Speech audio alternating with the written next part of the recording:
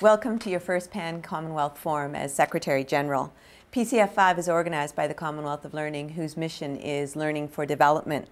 Can you tell us what do you feel is the contribution made by open and distance learning to development in the Commonwealth? This links technology with the need.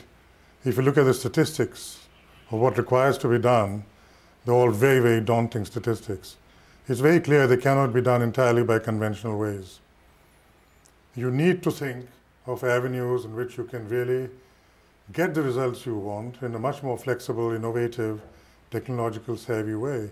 And what the COL does is to look at these ways, and it embraces all kinds of professionals as well in it. So I think that we are really at the starting point of what could be the future of learning and education, which is distance learning.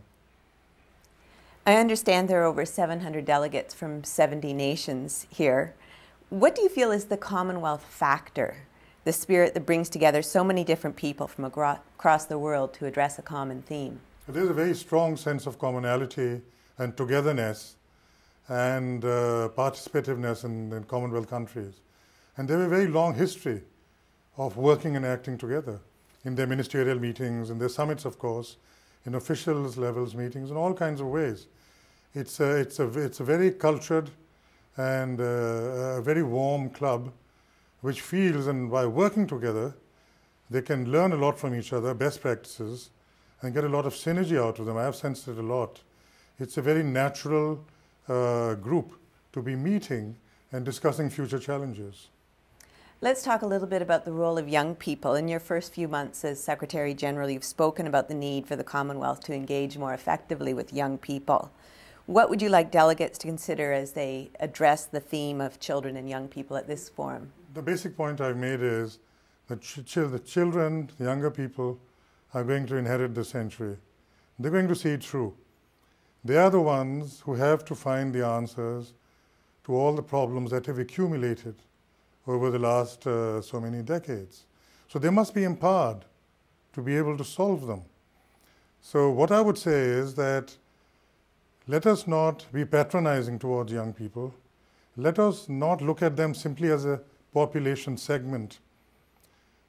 We just look at them in equal ways as adults, with people in many ways with a lot of wisdom, as much as adults, and certainly as people with a lot of belief in the future, who want to be able to contribute to a future which they are going to inherit.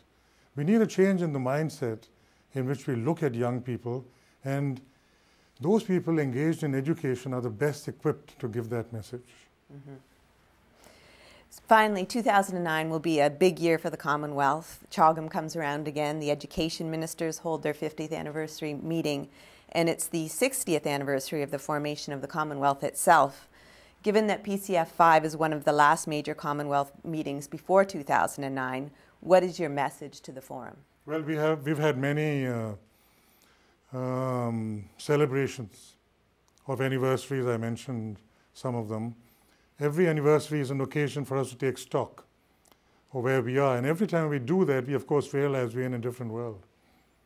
The world is moving much quicker than our ability to be able to cope, but I hope we will be equal to it.